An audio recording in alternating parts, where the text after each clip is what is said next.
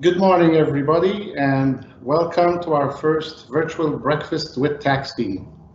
The topic today we will be covering is the Canada Emergency Subsidy, or known also as CEWS.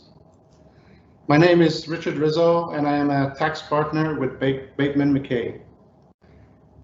First off, before starting, we hope that you, your loved ones, and your co-workers are safe and healthy in these difficult times.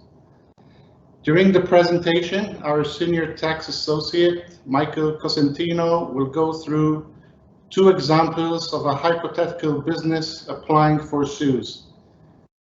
These practical examples will help you when completing your business's respective CEWS application. And after the presentation, we will have a period for Q&A.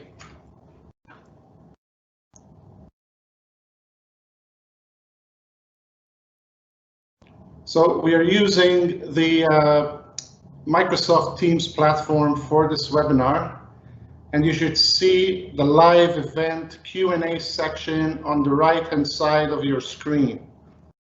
If at any time you have questions, you can click the purple Ask a Question button at the bottom, and we will answer as many questions as possible at the end of the formal presentation. If we do not answer your question in the course of this webinar, please send it to your Bateman McKay account manager for an answer.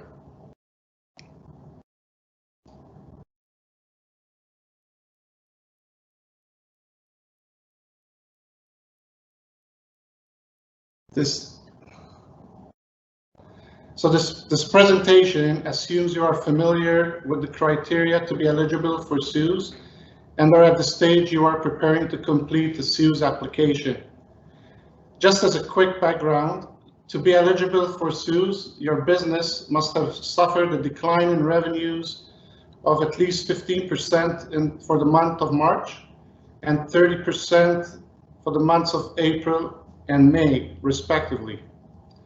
Revenue decline can be determined as a year-to-date as compared to the average of January and February, or month-to-month 2020 to 2019.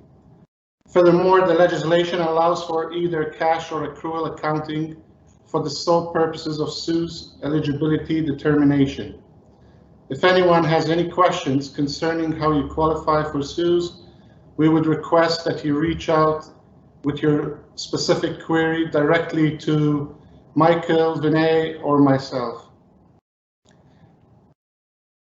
Michael Cosentino, a Senior Tax Associate with Bateman McKay, will be guiding us through the examples, and myself, along with Vinay, will be adding some additional commentary.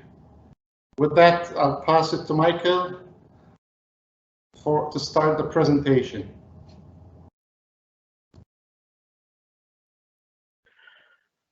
Thank you, Richard. Hello, everyone. I hope everyone is keeping well out there.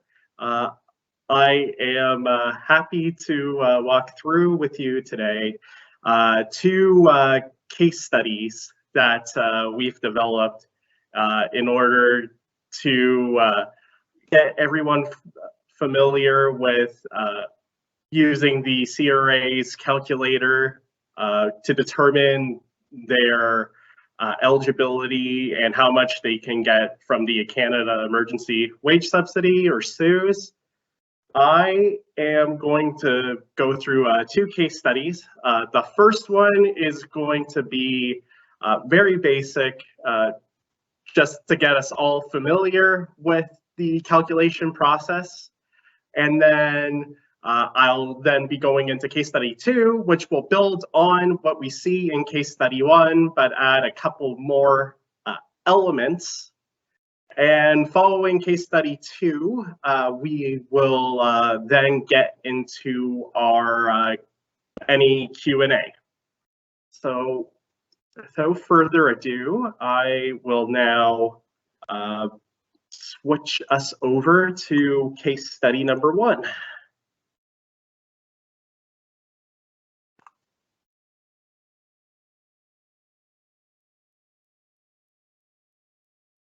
All right. So hopefully everybody can see case study number 1 on their screen now. And case study number 1 goes like this. As a result of COVID-19, ACO has agreed with its 5 employees to only pay 75% of their average weekly salary. The following table shows each employee's gross weekly salary before and after the salary reduction. So here then we have our table with the 5 employees. We can see what their weekly salary was before March 15th, and we can see what their weekly salary was after March 15th. Employee number 1 and employee number 2 both deal at arm's length with ACO. All other employees of ACO deal with ACO at arm's length. None of the employees were furloughed as they continued to work. None of ACO's employees were without pay for 14 or more consecutive days during the period, therefore not eligible for the CERB. We are going to assume that ACO will meet the revenue reduction test for the applicable period. We will also assume that ACO was not eligible for the 10% temporary wage subsidy and that none of the employees received an amount under the ESDC's work sharing benefit program.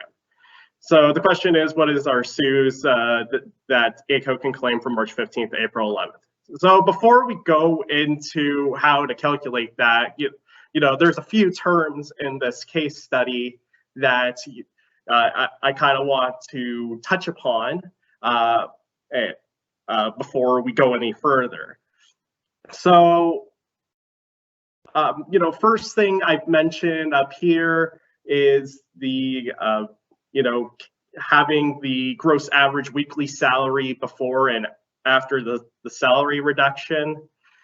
So the CRA has mentioned in order to calculate the pre-COVID-19 weekly salary, you include items such as salaries, wages, most taxable benefits, commissions, and as part of that calculation. However, the CRA says when calculating your average, you can exclude any period of 7 or more days where an employee did not receive any pay from you. So that helps for situations where, you know, maybe this is like a part-time employee that's maybe getting staggered pay here and there. You know, it helps by putting in that exclusion, it makes sure that their average salary is not unnecessarily diluted because of periods where they did not receive any pay. Another term that I mentioned in this case study was deal at non-arm's length with ACO and dealing at arm's length. So, you know, questions arise as to how do I know if an employee is dealing at arm's length or non-arm's length with an employer? And typically, an employee that's related to their employer is going to be considered non-arm's length. However, the catch is that there is a tax definition of related, which differs slightly than what you and I, you know, typically consider what related means. So, for instance, one of the differences is, you know, we typically consider our aunts, our uncles, our nieces, our nephews, our cousins. We usually consider ourselves related to these people. However, under the tax definition of related, you're not considered related to those people. So since you are not related for tax purposes to your aunts, your uncles, your cousins, nieces, nephews, you are actually then considered to be dealing at arm's length with them. There's a few other differences as well, but that's kind of the big one that I typically like going over, because that one's, a very easy one to, have a misconception of. Another item that I want to bring up right now is, which Richard briefly touched upon in his introduction, is the revenue reduction test. In order to be eligible to make a claim for CEWS, you must meet the appropriate revenue reductions for that period. So as Richard mentioned, for period 1, your March 2020 revenues have to be at least 15% lower versus March 2019. For period 2, we look at April 2020 versus April 2019. However, the difference being that instead of a 15% drop in revenues, there has to be at least a 30% drop in revenues. And then for period number 3, we are looking at May 2020 versus May 2019, at least a 30% drop in revenues.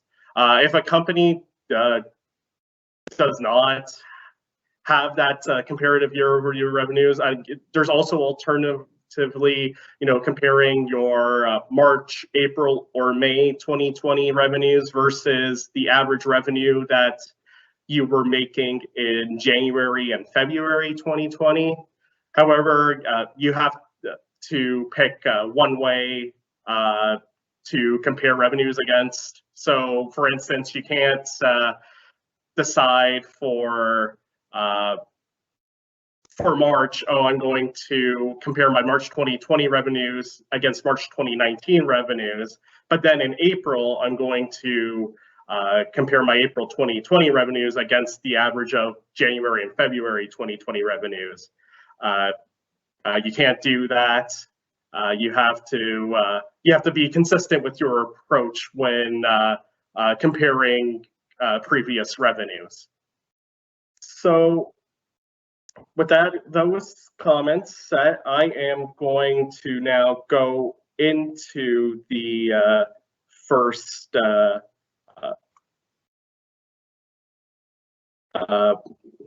doing the calculation for the first case study. And I'm going to do that by getting us to the CRA website, where we have the calculator to assist us in what our CEWS claim is. So the CRA website, to calculate your subsidy amount, it starts with giving you an overview of how the subsidy is calculated. There's quite a few drop-down menus to see how the math behind the subsidy calculation works.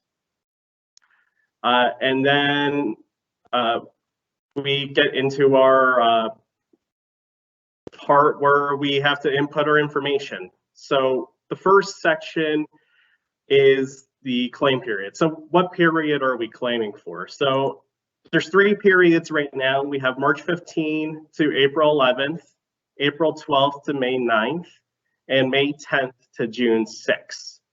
So we are going to, for case study number 1, we are in the March 15 to April 11 period. So I'm going to select period number 1. And then section number 2, gross payroll for eligible employees. So again, here's some links here to help you increase your understanding of how certain situations are calculated. And then once you have a feel for the calculation, the CRA asks you to download a spreadsheet that opens with Excel. And when you open that spreadsheet, it looks something like this. So with the this spreadsheet, it has the directions on how to fill out the spreadsheet. So first, choose the period for which you are calculating the wage subsidy. So we're going to start again. So we have March 15th to April 11th, April 12th to May 9th, or May 10th to June 6th. So we are in this case doing March 15th to April 11th. So I'm going to pick this. Step 2, complete the sheet tabs below that describe the pay period you use for payroll deductions, weekly or bi-weekly. So as that mentions, we have 2 tabs down here that we can use for input to calculate our CEWS claim. So I am going to use the weekly tab in this instance. So when I click on the weekly tab, we see this pop up. And we have 2 sections here that can be that are available for input. So the first section is the optional batch calculation section. You use this section if during the entire 4-week claim period, you are paying your employees and you meet the definitions in this include section as well.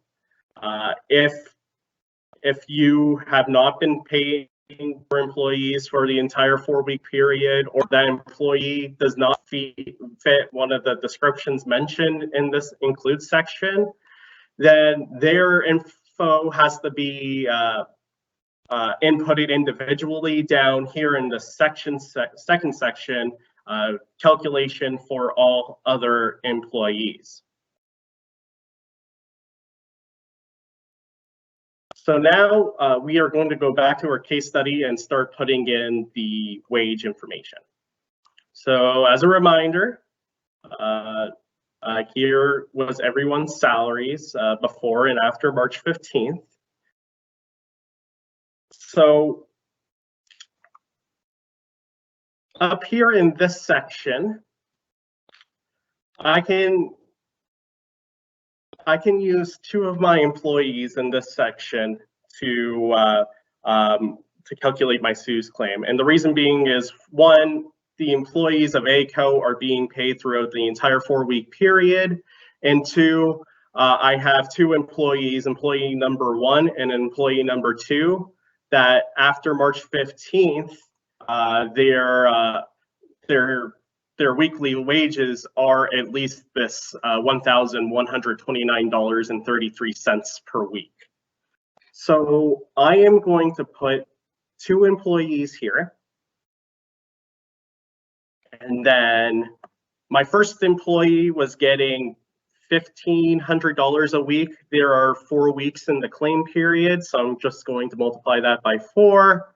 And then my second employee makes $1,250 a week. Again, multiply by 4 because there's 4 weeks in the period.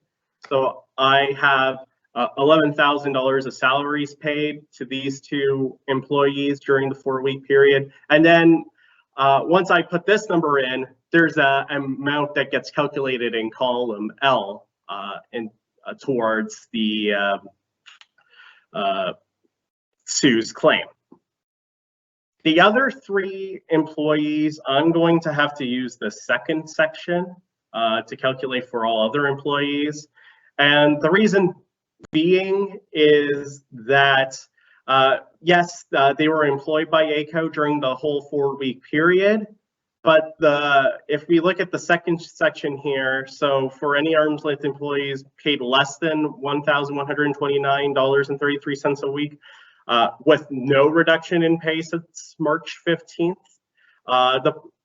The thing is, my 3 employees have all experienced a reduction in pay during this period. So we cannot use this section of the calculation. We have to use the bottom section. So I am going to put in my employee names. So I have, so three employees that I'm referring to are employee number 3, employee number 4, and employee number 5. So let's type them in here. Employee number 3, employee number 4,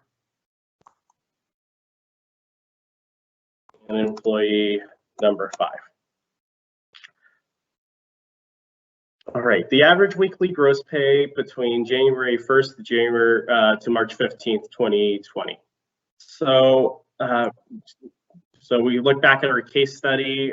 So after we calculated for employee number 3, it was $1,333.33. For employee number 4, $1,000 a week, and employee number 5, $666.66. So we are just going to type that into our spreadsheet here.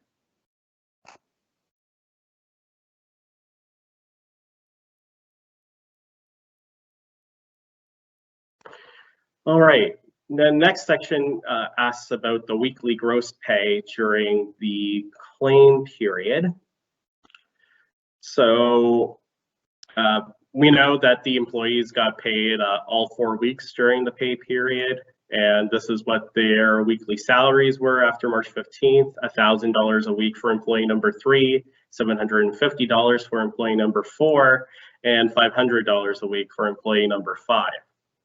So now we will go back in here and we will update our spreadsheet for the weekly salaries. So employee number 3 is getting $1,000 a week. Employee number 4 is getting $750 a week. And employee number 5 is getting $500 a week. All right. And then we get to the next column, which asks if the employee is at arm's length with the employer. This is a yes or no question. As I previously mentioned, typically an employee is going to be considered non-arm's length employer to their employer if they are related to their employer. Again, that's the tax definition of related, not the common definition of related.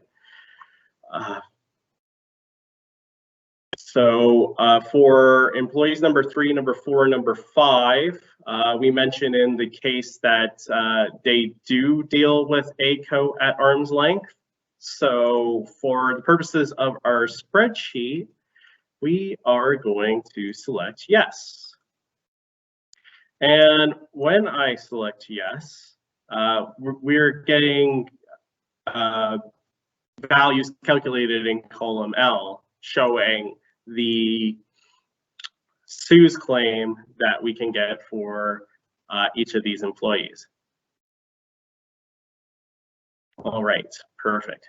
So once you are done making your inputs on this tab, you can go back to the instructions and results page, scroll down, and we get to part 3, and it asks us to use the values that are shown here to go back to the CRA's website to go calculate our final claim for CEWS.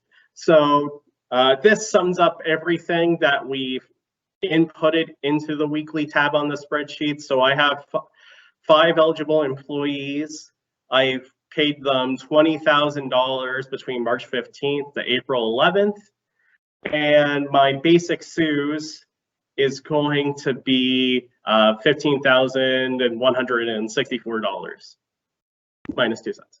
So we are now going to go back to the CRA website. And we are going to input those values that we just saw right here. So number of eligible employees was 5. The eligible remuneration paid was $20,000. And the basic CEWS for these employees during this claim period was $15,164. we just round up to the nearest dollar. If we keep going through the calculator, we get to the next section about premiums and contributions. So employers are able to get 100% refund for the employer portions of CPP and EI in relation to those employees that are still on payroll, but they are on leave with pay, otherwise known as furlough status. In this case study, all our employees are still working during the 4-week period.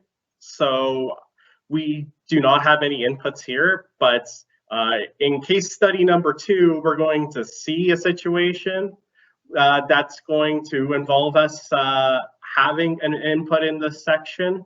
So hang on tight for that. But as I mentioned, in this case study, all of our employees are still working for us throughout the entire 4-week period. So in this case, our input for this section will be 0. All right.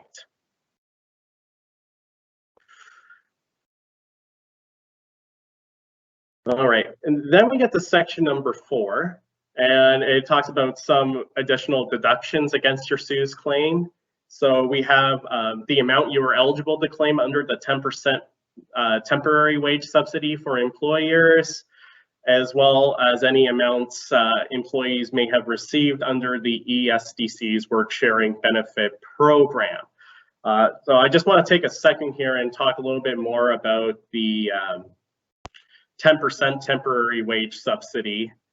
So if an employer is considered eligible to claim the 10% temporary wage subsidy, they are deemed to have taken advantage of it. So the 10% temporary wage subsidy allows you to reduce your source deductions that are remitted to the government on a monthly basis, equal to an amount up to 10% of your employees' salaries, with a cap of $1,375 per employee. If those source deductions, if that reduction has not been made to any source deduction remittances, right now the government deems that then you've made an over remittance to the government, and then there's a separate form that has to be filed, which has not been released by the CRA yet. But with this 10% temporary wage subsidy, it works along with CEWS instead of being in addition to CEWS. So you do not get the 10% wage subsidy plus the 75% of wages through CEWS claims. It basically, in total, you only get 75% of your employees' salaries in total between the CEWS claim and the temporary wage subsidy claim. So if you're eligible under the temporary wage subsidy, whatever that temporary wage subsidy calculates out to be, we would have to input an amount here in order to reduce our CEWS claim. In our case study, we are assuming that ACO was not eligible for the temporary wage subsidy. So in this case, we are going to enter 0 if not applicable. Our case study also mentions that no employees have received an amount under the ESDC's work sharing benefit program. So we are going to also put a 0 here. And then we're going to go to our final section, which is get results. So we are going to calculate our total wage subsidy. And when you do this, we get this page that we can that you can print out and you can use to make the CEWS application online. So this reviews our inputs into the calculator and then tells us our results. So the total amount that we can claim for CEWS for this period is $15,164. And then we have a summary of the claim and the calculation. And then, as I mentioned, you can print this and keep a copy of your records, use this to make your application to CEWS. And that is it for case study number 1. Now we will move on to case study number 2. And case study number 2 goes something like this. BCO laid off all 5 of its employees on March 15, 2020 due to COVID-19.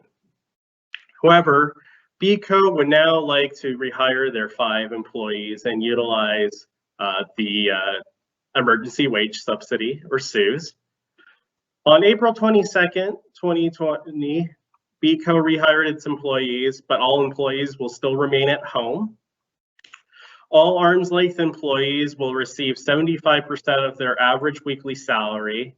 However, employee number 4, who deals at non-arm's length with BCO, will receive a raise on their average weekly salary in order for BCO to maximize its CEWS claim. The following table shows each employee's gross average weekly salary before being laid off and after being rehired.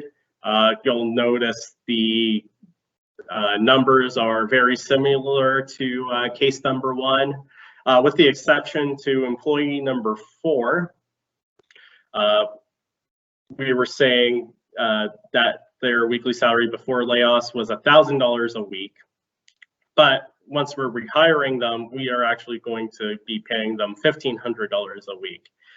So again, this is our non-arm's length employee with BCO, so they're related to BCO in some way. So, you know, BCO is trying to raise their salary in order to maximize how much they can claim in CEWS. The employer paid portion of CPP and EI during the 4-week period paid to all of the employees is assumed to be as follows, and we have that those numbers right here that you can see. Similar to case study number 1, we are going to assume that BCO will meet the revenue reduction test for the applicable period. We will also assume that BCO was not eligible for the 10% temporary wage subsidy and that none of the employees received an amount under the ESDC's work sharing benefit program. So again, what is the CEWS claim that BCO can claim from April 12th and May 9th? And before we get into that calculation, one thing I want to mention is the rehiring date. So in this situation, so BCO rehired its employees on April 22nd. So the one thing to know about CEWS is if you are in a situation where you have laid off your employees and you're considering of bringing them back on payroll for the purposes of CEWS, one of the eligibility requirements for CEWS is that the employee has to receive pay from you during they cannot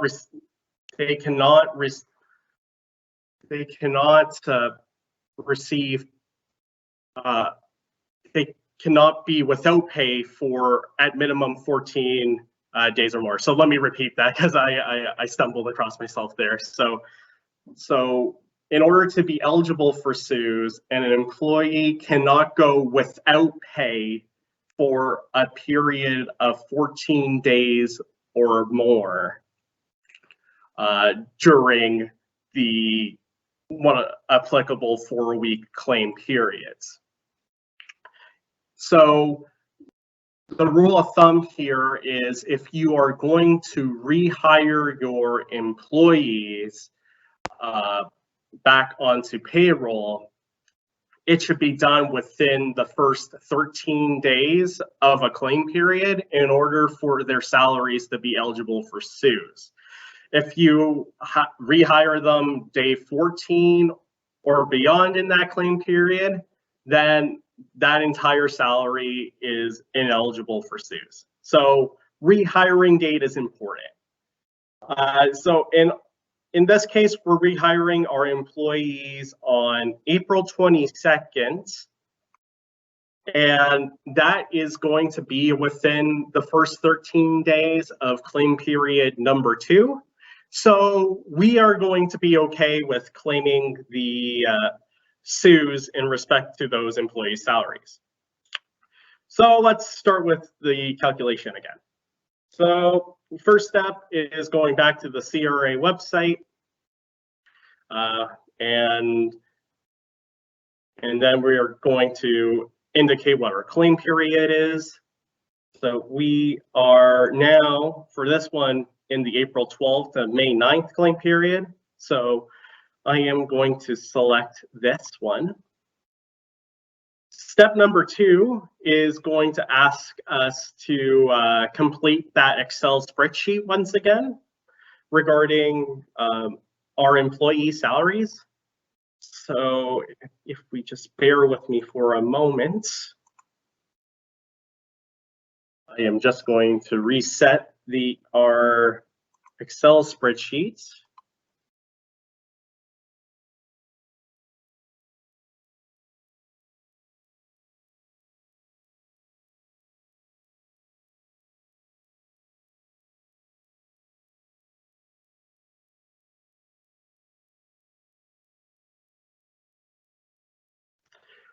All right, excellent. All right, so again, with the Excel spreadsheet, choose the period for which you are calculating the wage subsidy. So again, we have March 15th to April 11th, April 12th to May 9th, and May 10th to June 6th. So we are in the April 12th to May 9th period. Step 2 asks us to complete the either the weekly or the bi-weekly tab to calculate our CEWS. So once again, I am going to use the weekly tab. For this situation, I will only be able to use this bottom section to input my employee salaries, because in this case, B Code did not pay their employees throughout the entire 4-week period. They were rehired partway through the period. So we will put in our employees right here, employee number 1, employee number 2, employee number 3, number 4, and employee number 5.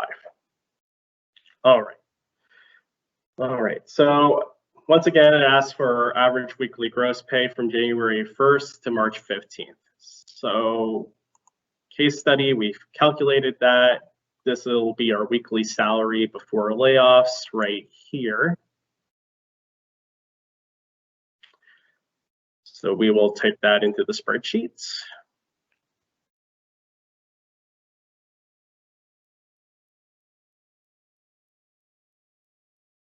Just one moment, everybody.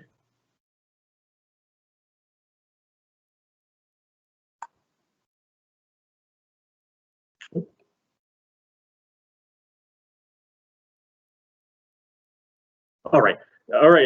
Sorry about that. I had a little bit of a technical glitch on my end. So as I mentioned, I am going to input the weekly salaries before layoffs. So employee number 1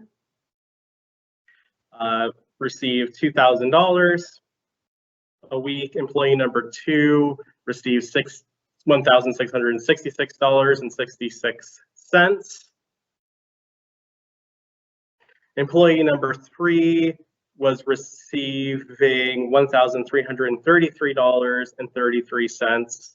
Employee number 4 was receiving $1,000 a week, and employee number 5 was receiving $666.66.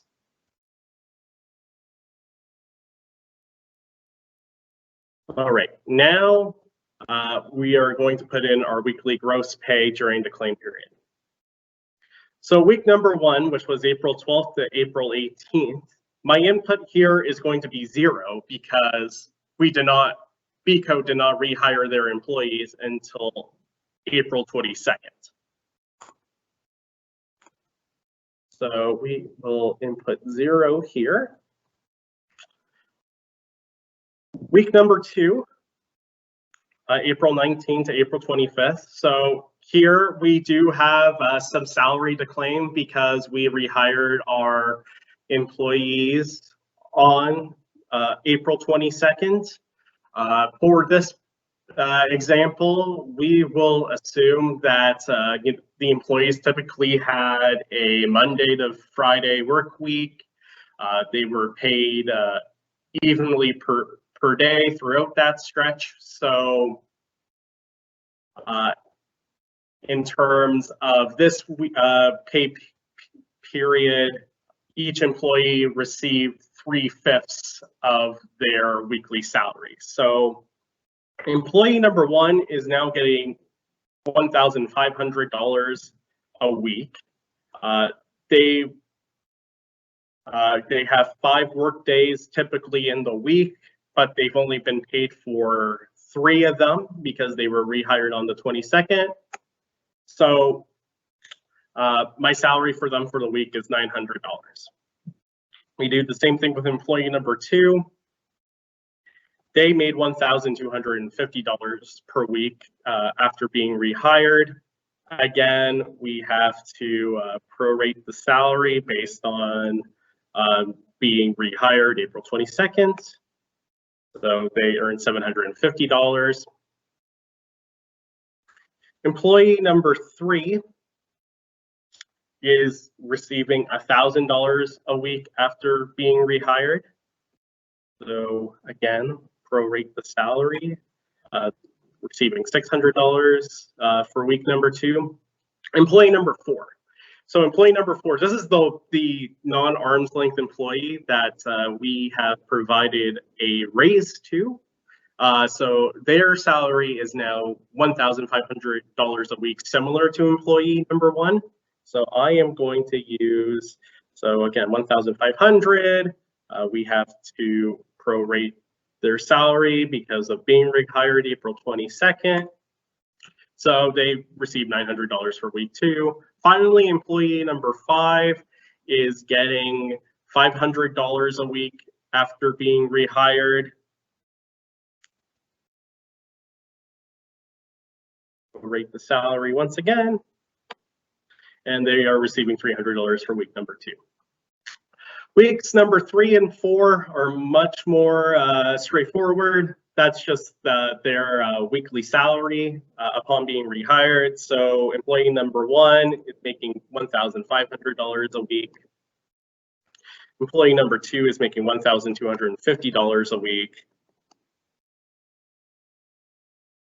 Employee number 3 is making $1,000 a week. Employee number 4 is also making $1,500 a week. And employee number 5 is making $500 a week. The final question is, our employee at arm's length with BCO. So according to our case study, every employee is at arm's length with BCO except for employee number 4. So we are going to select yes for employees number 1, employee number 2, employee number 3, no for employee number 4, and yes for employee number 5. Again, the amounts calculate in column L. The one thing that I want to point out here is, we have employee number 1 and employee number 4, and they are making the exact same salary during this claim period. But their basic CEWS claim, those amounts are different. So for employee number 1, we are getting $2,541 for in CEWS regarding them. But for employee number 4, we are only getting $2,250. And that has to do with the fact that employee number 4 is at non-arm's length with the employer. So again, that means that they must be related to BCO in some way. So a rule here kicks in, preventing employers from taking advantage of giving non-arm's length employees raises during this COVID-19 crisis in order to maximize the CEWS claim. So in this case, instead of getting 75% of their wages paid between April 22nd to May 9th, their employee number 4 gets capped at 75% of the wages they were paid weekly before the crisis started. So that was $1,000 a week. So the moral of the story here is any related employees trying to give them a raise in order to increase your CEWS claim does not work, essentially. So we are done with our input here on this weekly tab, and we're going to go back to our instructions and results section. And here is our summary values again that we are going to input on the CRA website. So we have, again, 5 employees that are eligible. We paid them total salaries of $14,950 between April 12th and May 9th. And our basic CEWS is $10,828.99. So our next step is to now go back to the CRA website to input our values into the calculator. So number of eligible employees, that's going to stay as 5. Our eligible remuneration paid to these employees, so their salaries paid, that was $14,950 in this example. And the basic CEWS for these employees during this claim period, that was $10,829. Round up to the closest dollar. Perfect. All right, step number 3, premiums and contributions. So as a reminder, so this section is for employers being able to receive a refund for the employer paid portions of CPP and EI for employees that are on leave with pay.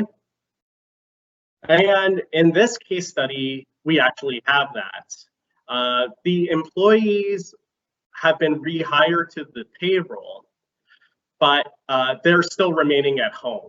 They're not coming back to BCO to work. So BCO can then get an additional refund of the employer portions of CPP and EI. So we will go back to our case study, which has the employer paid portion of CPP and EI that BCO paid during the 4-week period.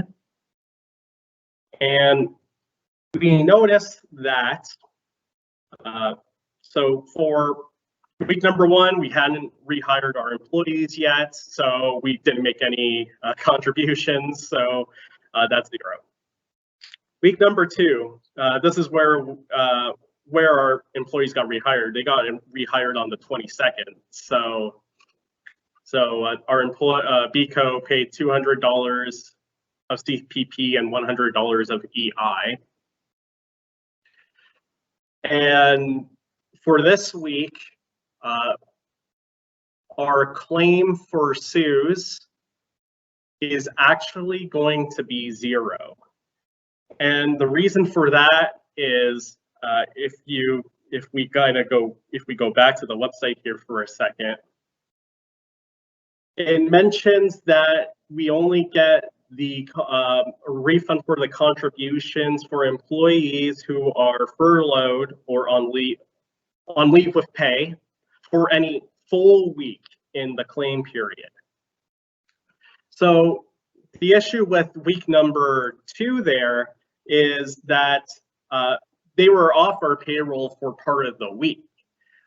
So since they were not on our payroll for the whole week, we cannot receive a refund for the CPP and EI that was paid for that part of the week where the 5 employees were rehired.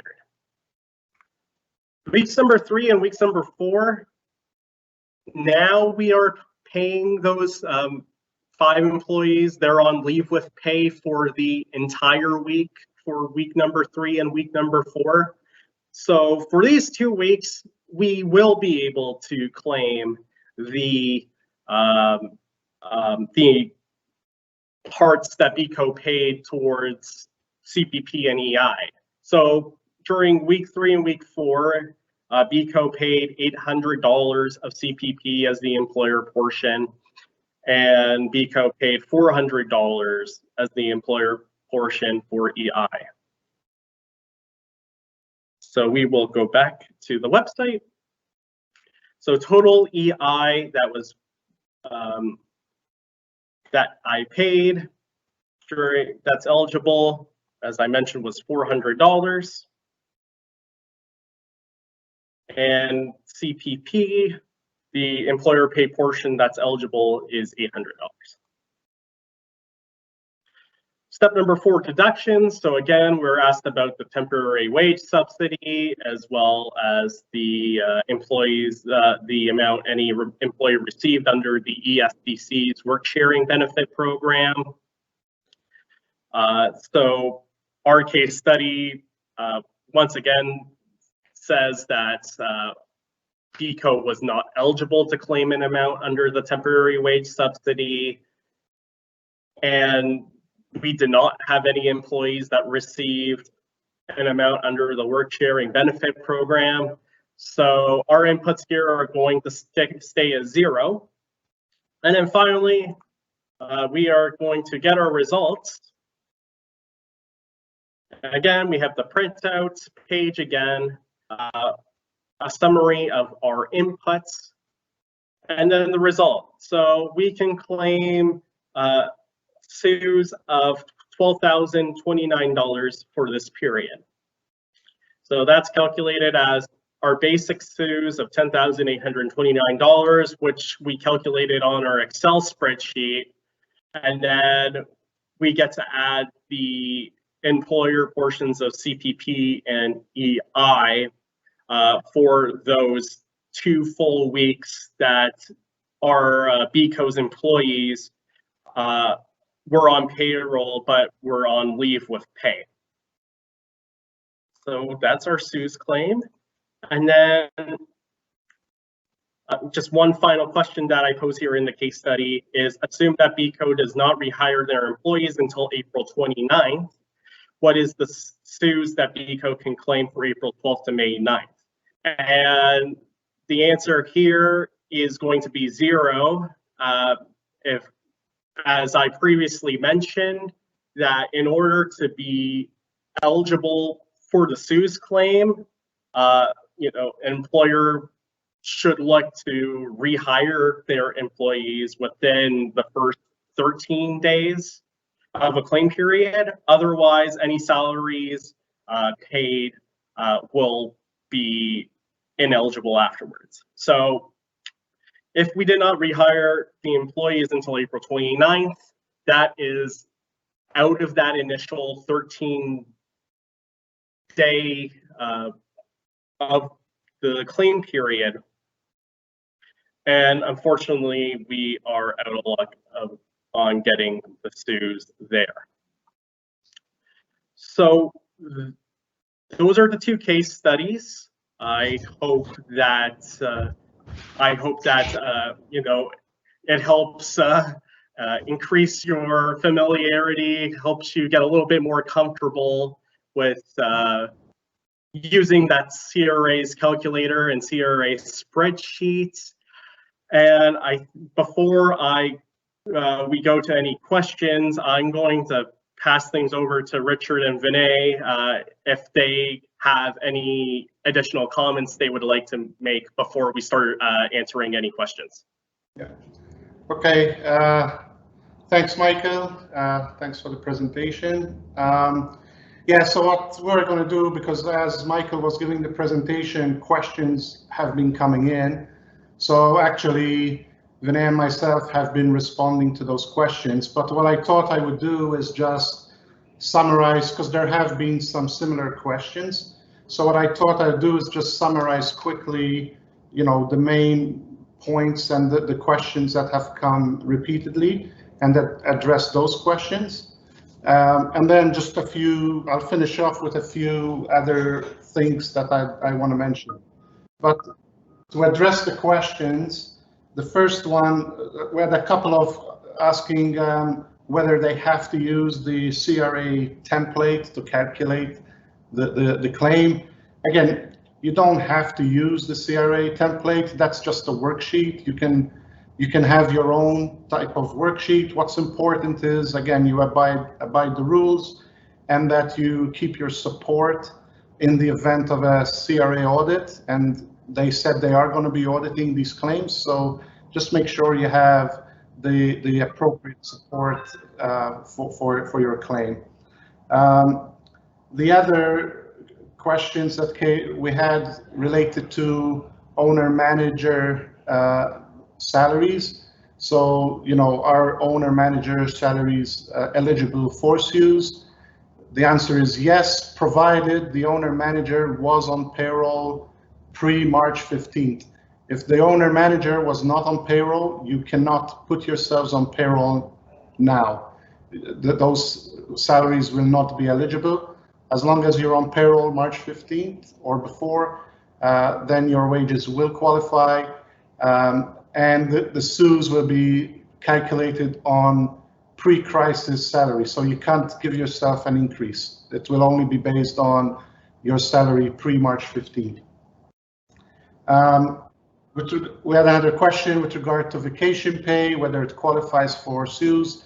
Yes, vacation pay is part of the remuneration on which you can calculate CEWS.